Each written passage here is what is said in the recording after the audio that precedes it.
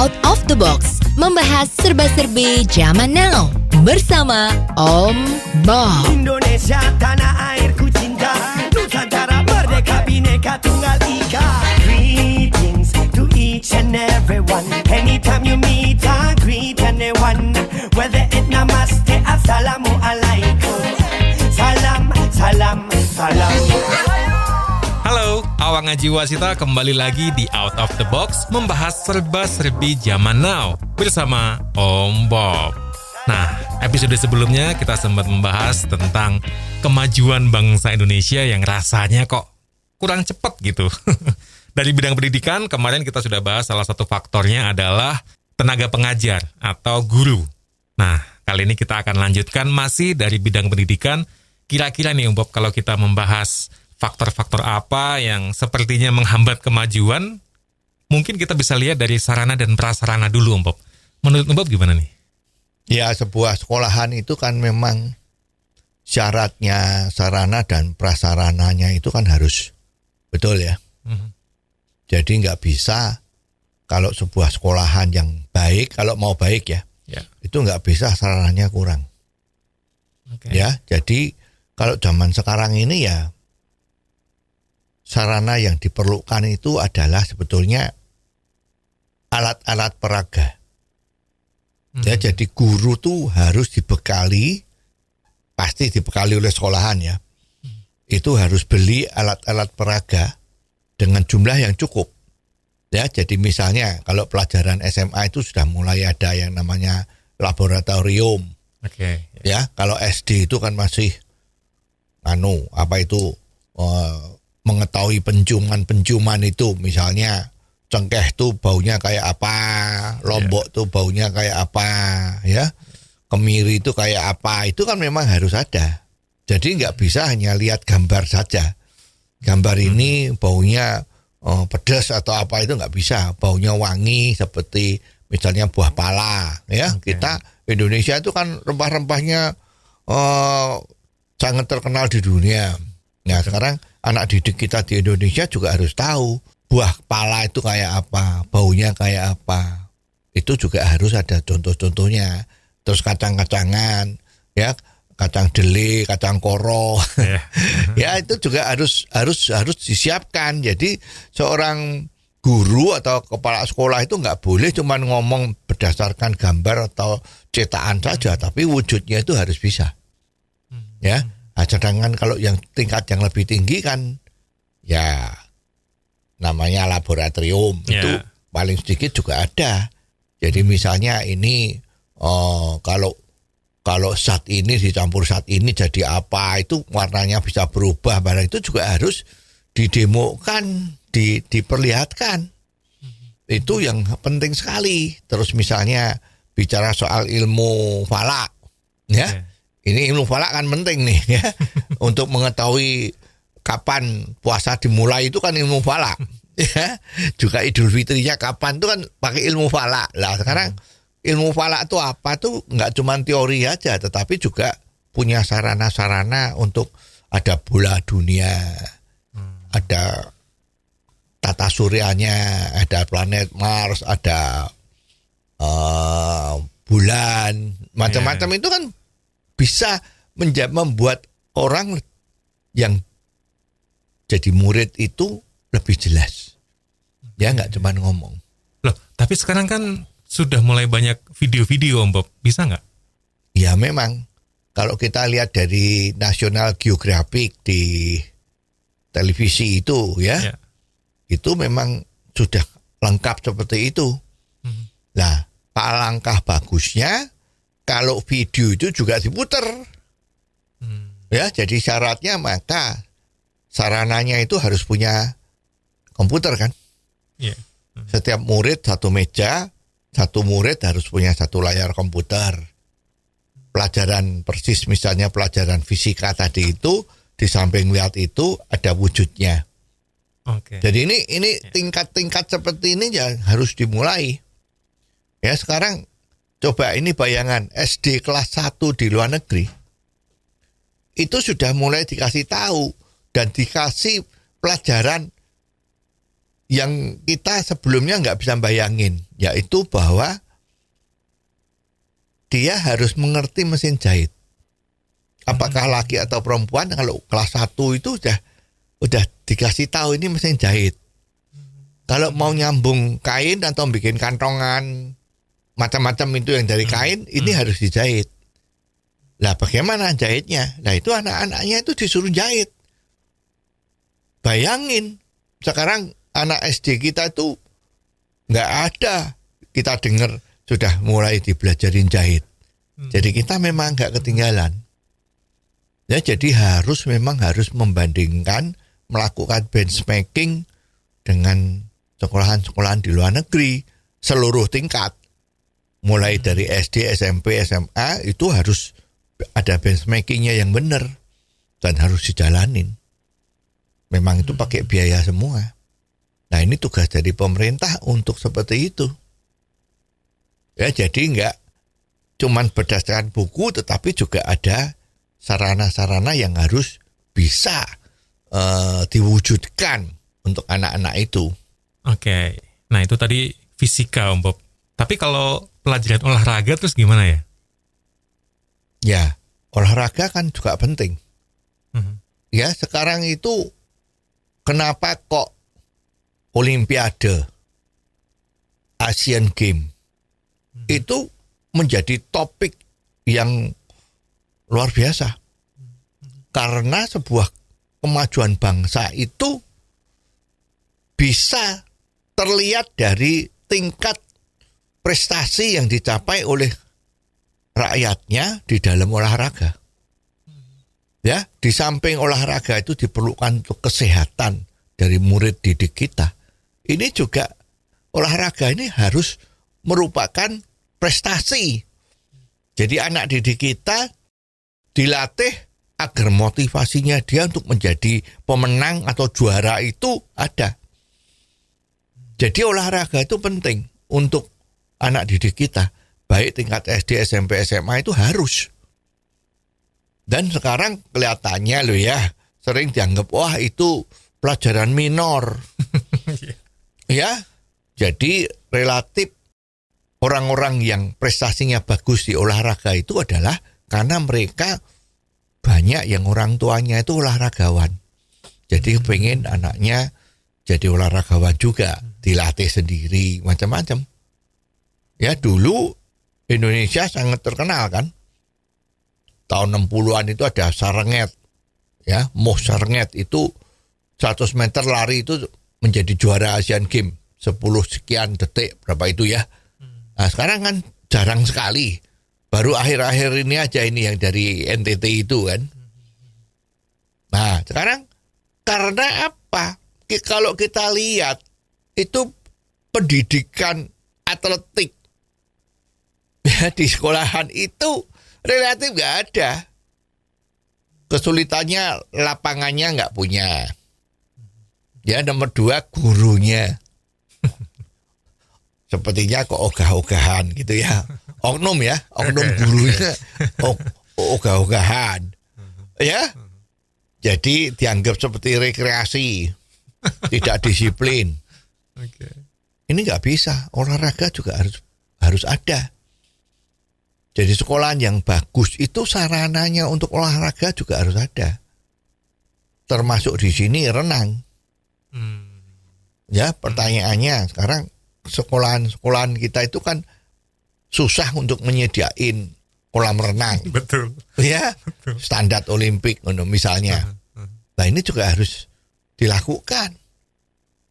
Kreativitas dari kepala sekolah dan guru olahraganya itu harus betul-betul dipacu. Jangan cuman yang dipikirkan pelajaran-pelajaran yang sekarang boleh dikatakan kan rasanya itu di Indonesia itu hafalan-hafalan itu kan. Lah harusnya itu olahraga juga harus. Jadi kalau nggak punya sarananya, misalnya kolam renang, ya dia harus mau kerjasama dengan kolam-kolam yang ada itu. Dijadwalkan dengan tepat. Ya jangan olahraga itu hanya di jam sekolahan. Ya kan banyak ini, misalnya jam olahraga itu persis jam sekolahan. siang jam 10 sampai jam 11.30, misalnya 2 jam pelajaran. 45 menit kali 2, kan 90 menit.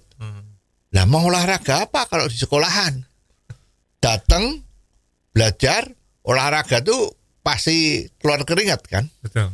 Ya. Habis keluar keringat sekolah lagi. Ini kan agak mission impossible kan? Berarti efektifnya gimana dong Bob? Ya jadi kalau olahraga ya efektifnya harus pagi hari. Pagi hari atau sore hari setelah jam pelajaran selesai. Sekolahan ya, jam sekolahan selesai. Jadi betul-betul bisa dilakukan secara intens. Larinya juga lari tenan. Masa lari 100 meter, maaf seperti lenggang-lenggang kangkung. Ya, maraton misalnya. Ya nggak usah maraton lah.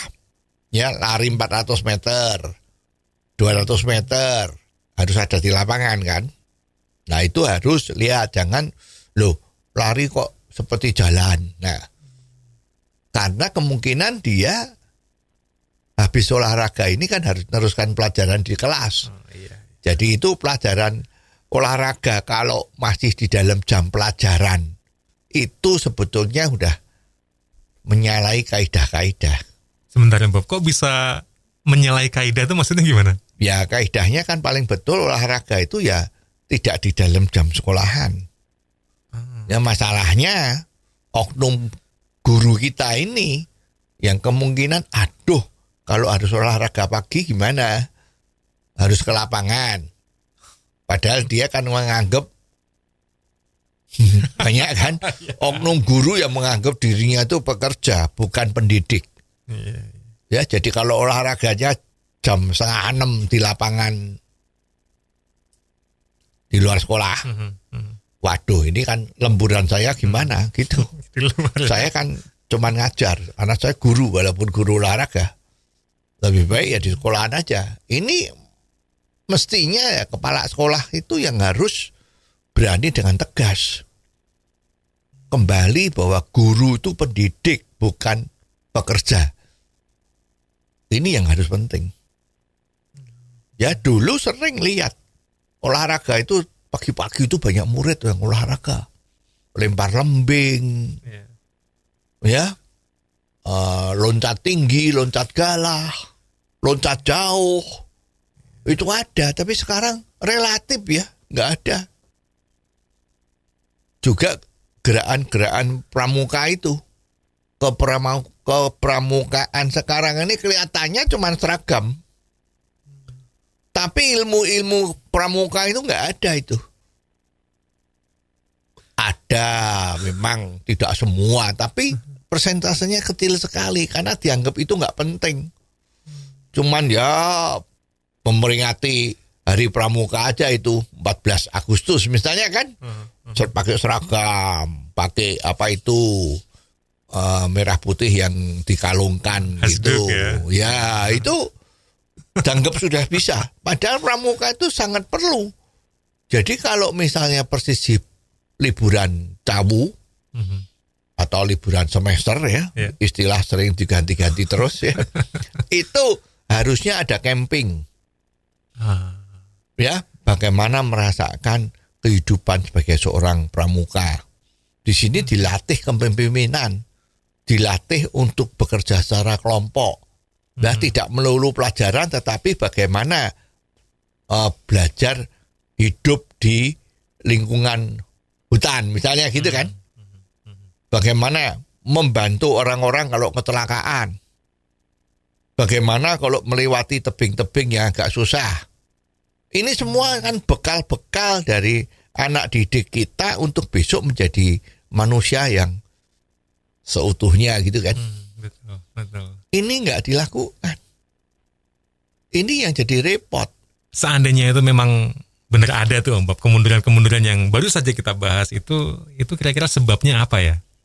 Ya, ini kan semua itu kan berhasil atau tidaknya itu kan tergantung dari manusia. Gurunya, supervisornya. Nah, jadi ini semua harus dilihat. apakah semua supervisor, kepala sekolah, dan gurunya itu memang betul-betul sudah kompeten di dalam bidangnya. Ya, sekarang kalau kita lihat itu, oknum ya, guru olahraga, ternyata dia bukan lulusan sekolah tinggi olahraga, gimana? Ya, jadi ini agak repot. Dan yang di dalam memberi pelajaran macam-macam itu, bagaimana kepala sekolah atau supervisornya itu mengontrol. Ya, bagaimana, apakah dia betul-betul dilakukan. Nah, sekarang perlu juga motivasi, memberi motivasi kepada murid, terutama yang berbakat ya. Itu kan olahraga itu bisa ada bakat alamnya. Kalau ada yang berbakat, motivasi supaya dia bisa menjadi pemain olahraga yang berprestasinya internasional itu gimana? Ini harus dilihat secara komprehensif dan makro kan. Mestinya kalau yang punya prestasi yang luar biasa itu harus didorong. Ya, zaman sekarang itu kan nggak bisa cuma dapat piagam kan. Kalau prestasinya bagus ya dapat hadiah. Yang artinya agar supaya dia merasa beda dengan orang lain. Karena saya hebat di dalam bidang tertentu, prestasi saya bagus, maka saya dapat imbalan yang bagus agar supaya ya kesannya itu dia lebih hebat dari orang lain. Nah, zaman sekarang itu kan kesan yang hebat itu kan sepertinya udah luntur ya, nggak cukup piagam. Iya betul. Ya, atau foto bersama presiden misalnya ya. Di samping itu ya perlu yang namanya materi kan. Maka diperlukan siapa yang bisa juara pekan olahraga murid, itu kan ada pekan olahraga antar sekolah. Juara ya harus hadiahnya besar. Jadi termotivasi di samping untuk kesehatan dan prestasi membawa nama harum bangsa, ya dia juga harus dapat materi yang cukup. Jadi dengan adanya materi yang cukup ini, banyak orang-orang lain juga terpacu. Oh, kalau memang saya, maaf, sekolahnya kurang pinter, ya, tapi saya juara tinju. Wah, lebih baik saya siap dengan tinju. Wah, tinju yang benar ya. Bukan tinju preman ya. Tinju yang benar. Indonesia juara tinju itu cuma bisa dihitung. Nggak lebih dari 5 rasanya. Sejak zamannya Elis Pikal itu ya sampai sekarang. Ya, ada yang dari Banjarnegara itu Chris John. Itu jarang. Nah, ini harus. Kalau memang jago tinju ya, dilatih tinju untuk prestasinya. Ya, karena memang sekolahnya dia mungkin kurang mampu. Nah, sekarang yang hebat kan badminton. Tenis gimana? Tenis dulu di Asia itu Indonesia ditakutin. Zaman itu. Sekarang nggak ada. Satu tok aja itu, siapa tuh? Rungkut apa siapa itu ya. Itu juga agak susah untuk menunjukkan prestasi di dunia. Nah, ini harus betul-betul dipikirin sarananya gimana. Itu relatif mereka itu adalah inisiatif sendiri untuk bisa menjadi juara, untuk bisa main dengan baik. Nah, ini juga harus. Jadi memang betul-betul istilahnya itu kalau mau didik orang tuh ya the right man in the right place. Ya, jadi jangan sampai ini yang jadi guru masih saudara saya, KKN-an, atau paling dikit masih sederah dengan saya, daerah sentris. Ya, itu lebih diutamakan. Nah, itu juga susah. Ya, nggak bisa seperti itu. Berarti kalau ada jalur-jalur prestasi melalui olahraga hingga akhirnya mendapatkan beasiswa, itu langkah yang sangat tepat ya Om Bob? Yes. Ya, jadi kalau memang ada orang yang prestasinya olahraga bagus, ya memang sekolahan-sekolahan itu wajib memberi beasiswa. Ya. Nah, sekarang talking about beasiswa. Oke. Sekarang kalau kita dengar ya, beasiswa yang ada di Indonesia itu banyak sekali. Dapat beasiswa, ya, prestasi dapat beasiswa, tapi nggak ada jelasnya beasiswa yang kayak apa. Ya, beasiswa itu bagus, tapi harus tuntas. Orang yang nggak punya, artinya ekonominya pas-pasan ya, dia prestasinya bagus. Yeah.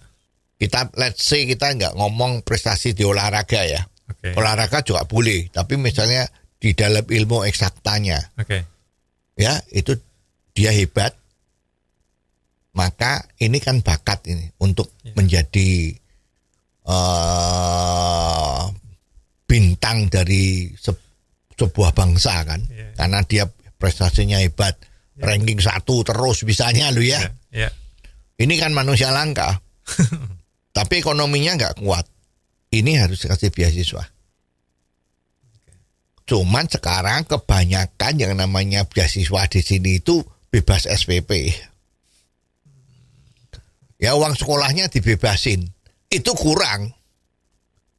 Kalau memang dia itu prestasinya dalam sekolahan bagus, maka beasiswa untuk dia itu bukan SPP doang. Harus lebih dari itu. Kalau emang dia bagus, dia harus disekolahkan di sekolahan yang jauh lebih baik dari sekolahan sekarang yang ada. Misalnya kalau dia tuh prestasinya ada di tempat-tempat wilayah yang tingkat sekolahnya itu di kecamatan, misalnya lo ya. Maka kalau dia prestasinya bagus, maka dia harus diberi beasiswa. Kemana? Ya kota besar. Bila perlu ke luar negeri, kalau yang sudah SMA, SMP, SMA itu bila perlu ke luar negeri. Kenapa harus luar negeri, Om Bob? Loh kan kita harus mengakui bahwa pendidikan di luar negeri itu lebih baik daripada di Indonesia kan. Kalau pendidikan di kota kecil, kecamatan tadi itu sama kota besar Jakarta, Jogja, Semarang, Surabaya, baik mana?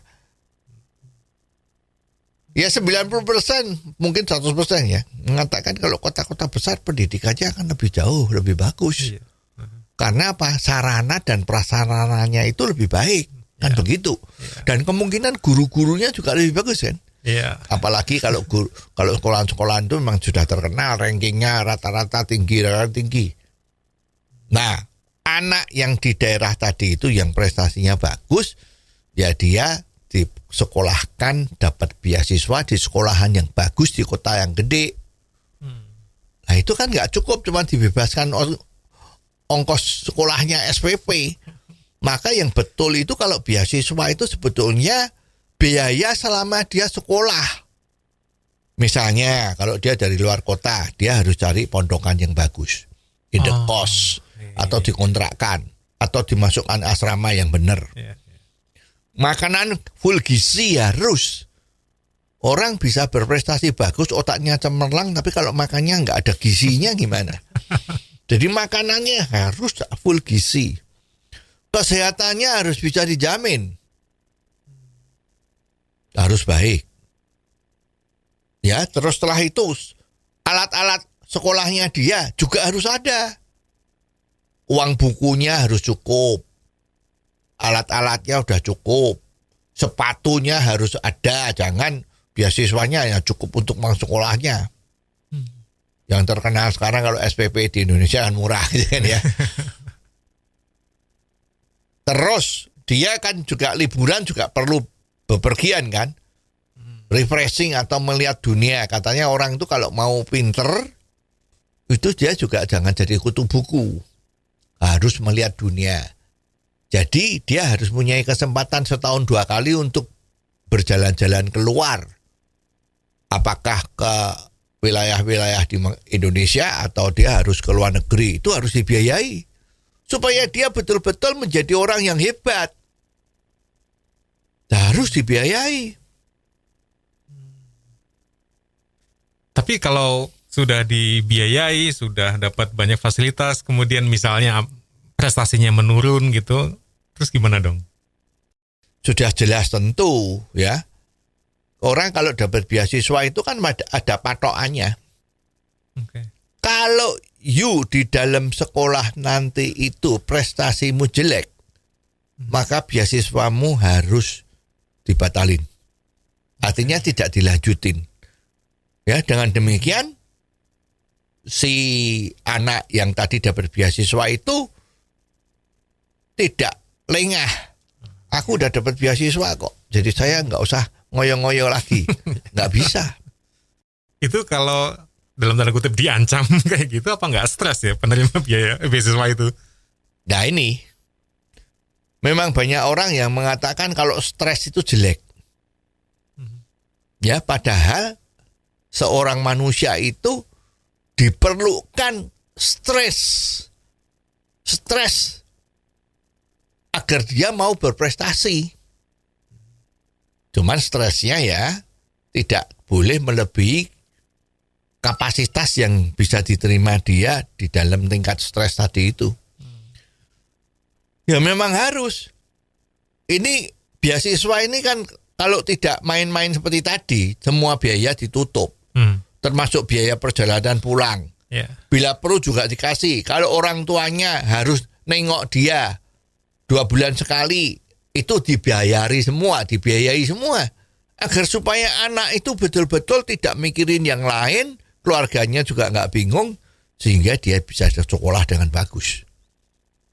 Dia dikasih stres, awas kalau nilaimu tidak A semua, misalnya ada B-nya atau ada C-nya, maka beasiswamu ini akan tidak dilanjutkan. Nah di sini anak itu juga menjadi latihan bahwa dia harus bisa mencapai, memacu diri sendiri untuk mendapat prestasi yang bagus. Hebat. Misalnya dia dapat beasiswa untuk SMP, disekolahkan yang bagus. Tadi waktu SD kan kelihatan memang dia hebat. Nah ini karena didorong dengan itu, dia bagus. Prestasinya bagus lagi. Biasanya yang dapat beasiswa ya dia dapat beasiswa terus tuh ya.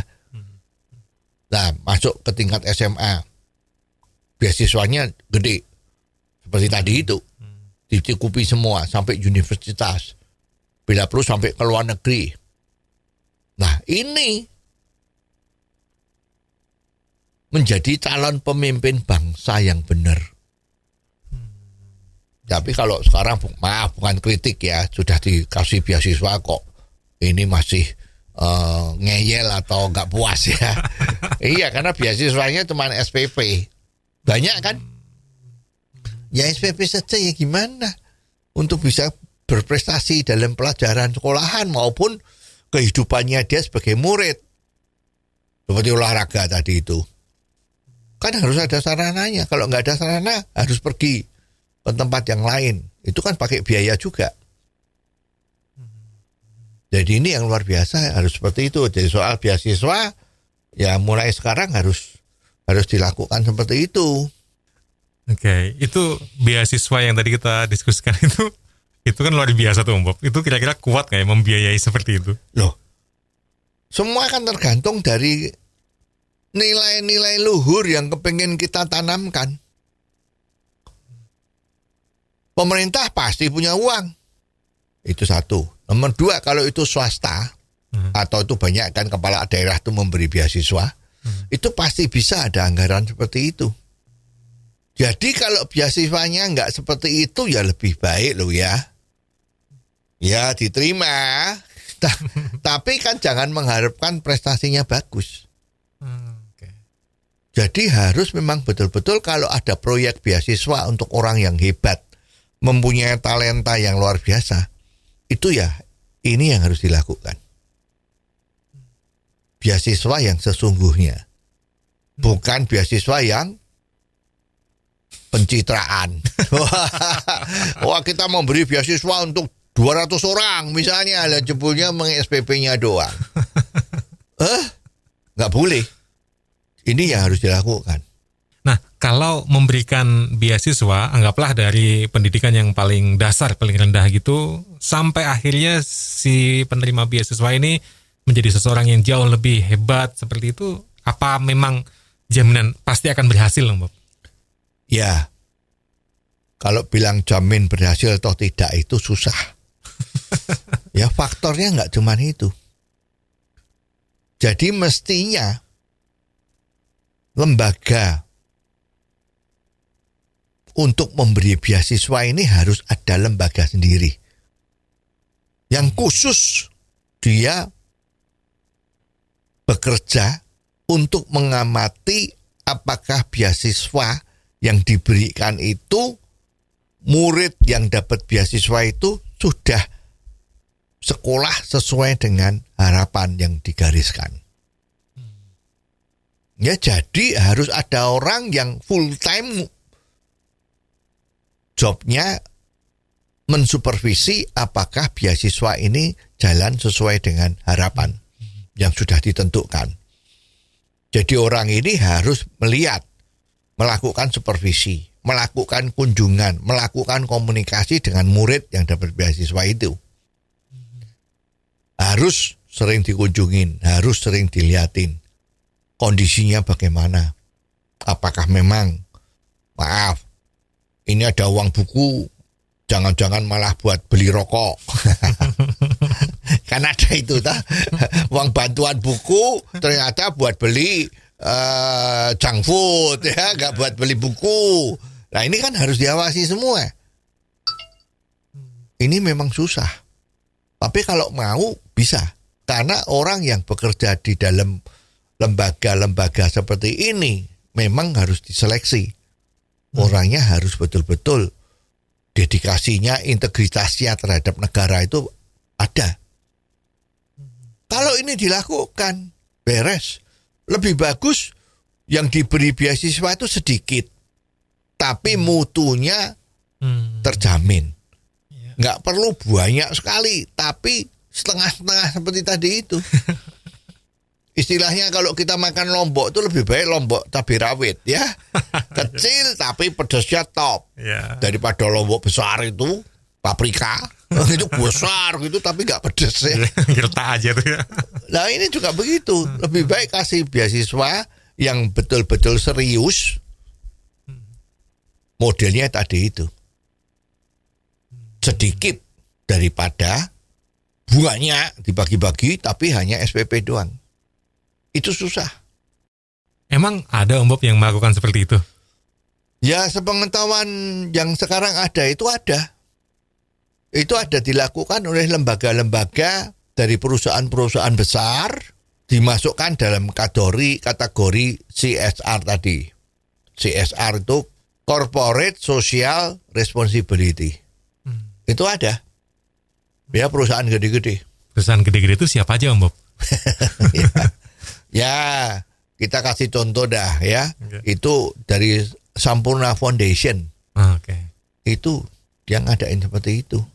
Kalau yang di luar negeri banyak juga. Ya orang-orang yang perusahaannya kudu gede yang udah sangat kaya itu melakukan memberikan beasiswa-beasiswa yang seperti itu.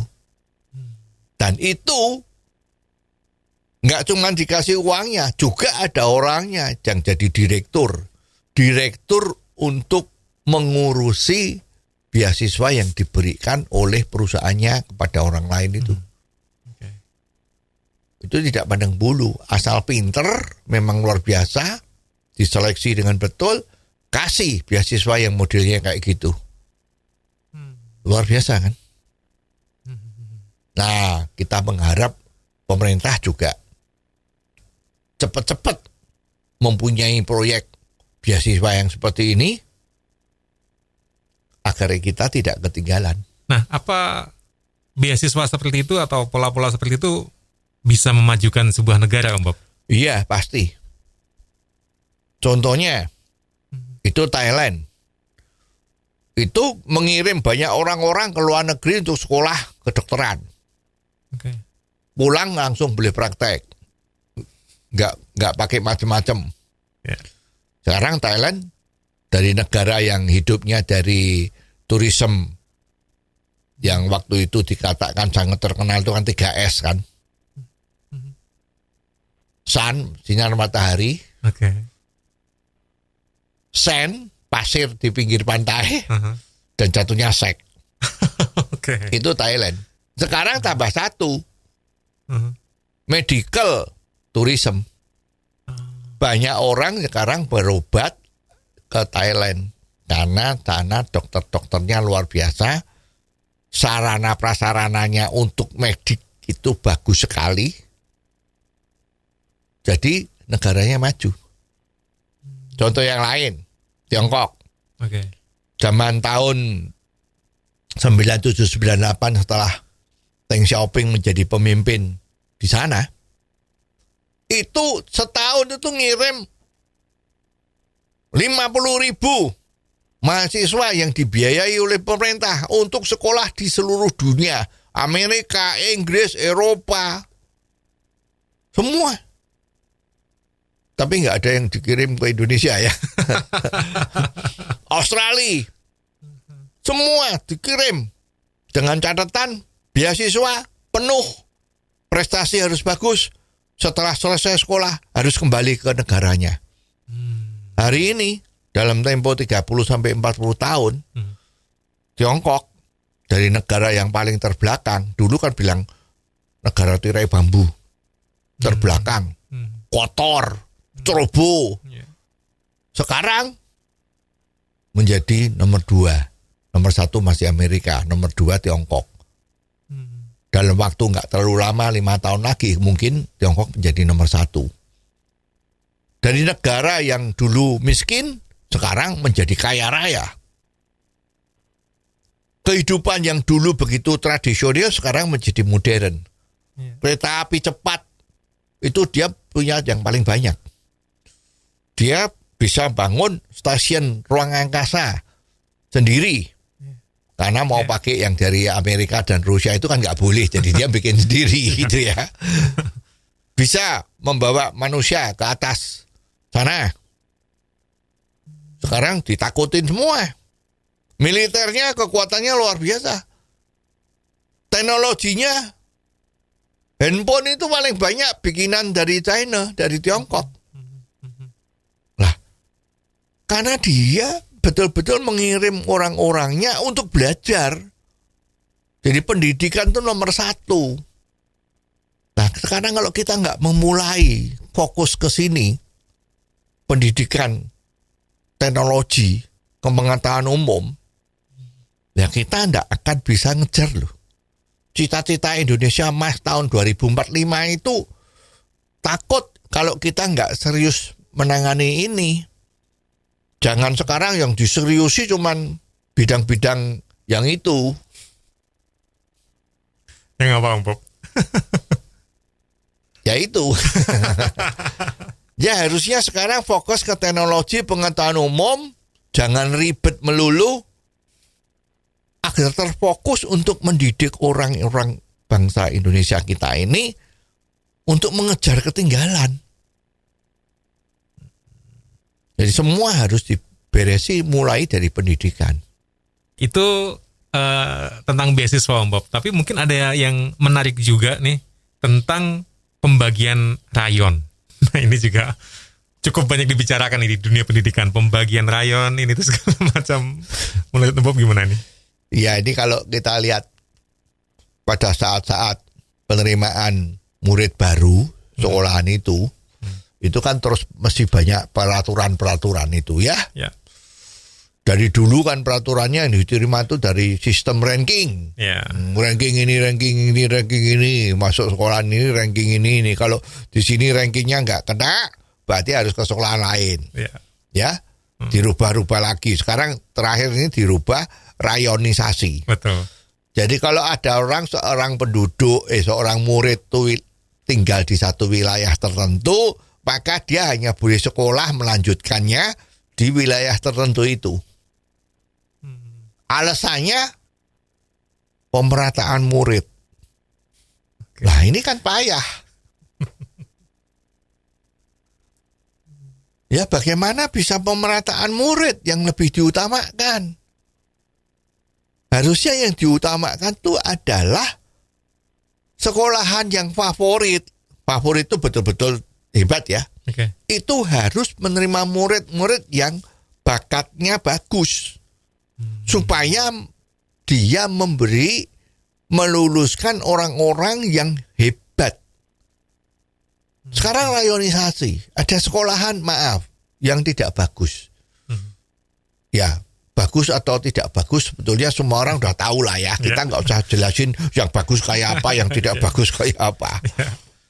Ya, wilayahnya tersebut tidak ada yang bagus.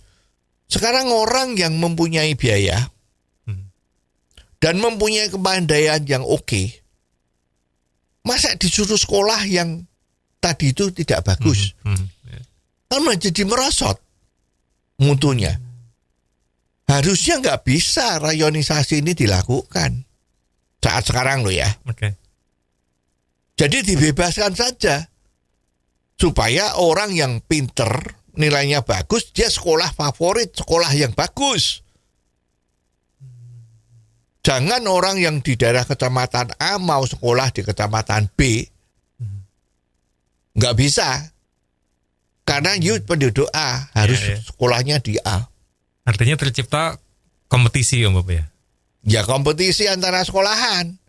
Nah, sekarang kalau cuma merasa sekolahan A tuh enggak ada muridnya, sekolahan B kok muridnya banyak. Terus ada kasihan ya, itu nanti sekolahan enggak ada murid. Maka dirayonisasi. Nah, nanti dapatnya murid-murid ke sana, murid yang pintar dapat sekolahan yang kurang bagus, yang gurunya oknum itu kurang baik ngajarnya, ya orang yang pintar jadi bodoh.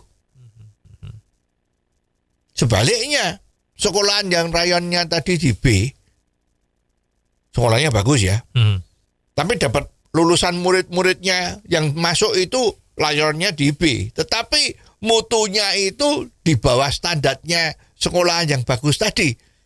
Nah, nanti hasilnya yang lulus itu ya nilainya jelek-jelek semua. Tapi emang ada Om Bob murid-murid yang tadi kurang pinter itu masuk ke sekolah yang favorit gitu? Gara-gara rayon. Bisa. Dan kita tahu sekarang orang ujian itu nilainya kan katrolan. Nah ini kan dari atas sampai bawah ini kurang baik. Katrolan, lulusan rata-rata nilai 4 kemarin itu bisa lulus kok. Misalnya 6 pelajaran atau 5 pelajaran itu ada ujian nasional itu. Bisa lulus, bisa naik sekolah. Nah ini asal lulus, dia ada di rayon B, sekolahan di rayon B kan nggak boleh nolak. Ternyata pada saat dikasih pelajaran, ternyata kok ini masih belum tahu ya. Ini belum tahu, menghambat kemajuan sekolahan itu. Jadi rayonisasi itu nggak bisa. Nggak fair. Orang yang pintar dapat sekolahan yang kurang bagus gimana? Tapi Om Bob, di Amerika itu bukannya ada sistem sekolah rayonisasi gitu? Iya. Rayonisasi itu bisa kalau standar mutu sekolahan itu relatif sama. Nah, kalau sekolahan di rayonnya kita tinggal itu mutunya bagus, buat apa saya harus cari sekolahan di luar rayon? Biayanya lebih ringan, jalan kaki bisa. Kalau keluar rayon harus naik taksi misalnya. Harus kredit sepeda motor. Ya, karena sekarang infrastrukturnya bis sekolah itu kan nggak ada. Harus kredit sepeda motor. Jadi kalau mutunya sama, relatif ya. Ya udah. Nggak perlu pakai rayonisasi, ketentuan pakai peraturan rayonisasi. Itu orang sudah otomatis milih yang dekat.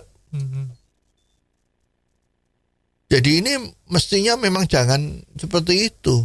Kita berharap nanti penerimaan murid baru ini jangan perlu lagi rayonisasi. Rayonisasi itu kan memberi murid kepada sekolahan-sekolahan yang tidak punya murid. Ya biarin mati. Biarin mati. Wah, jadi pada buka sekolahan tapi mutunya jelek gimana? Guru-gurunya oknum ya. Itu hanya nyambut gawe. Bukan pendidik. Buat apa seperti itu? Taunya cuman jadi pegawai negeri. Ya guru itu kan pegawai negeri yang paling enak. Karena setahun paling sedikit libur 2 bulan. Nah, ya kan? liburan tahu macam-macam itu semester tuh libur. Hah? Ngajarinya enak, nggak keluar keringat, itu kan? Hah? Tinggal kalau lulus, orang lulus ya dikatrol. Kalau mau cari tambahan buka les pribadi, nah, jadi nggak bisa. Well, tadi kita diskusi tentang beasiswa, diskusi tentang rayonisasi. Ini sepertinya kalau bidang pendidikan nggak ada habis-habisan ya, Bob. Nanti kita akan lanjutkan di episode mendatang, Bob ya. Yes, harus. Ya, jangan sampai kita tuh dicap negara kita tuh dulu hebat. Terbukti dulu kita ngirim bantu Malaysia, ngirim guru. Ya. Sekarang kita sekolah di Malaysia. Karena pendidikan di Malaysia lebih baik daripada di Indonesia. Konyol kan? Dan sekian episode kali ini. Terima kasih Om Bob untuk diskusinya. Dan terima kasih untuk kebersamaan Anda. Kalau Anda punya komentar, silakan dikirim melalui WhatsApp ke 0878 5590 7788. Jangan Anda lewatkan Out of the Box versi singkat atau pendek dalam program Underline yang setiap hari disiarkan di radio kesayangan Anda ini. Anda juga bisa mengikuti Out of the Box melalui indotv.live. Sampai ketemu di episode selanjutnya. Awang Ajiwasita di Out of the Box membahas serba-serbi zaman now bersama Om Bob. Out of the Box membahas serba-serbi zaman now bersama Om Bob.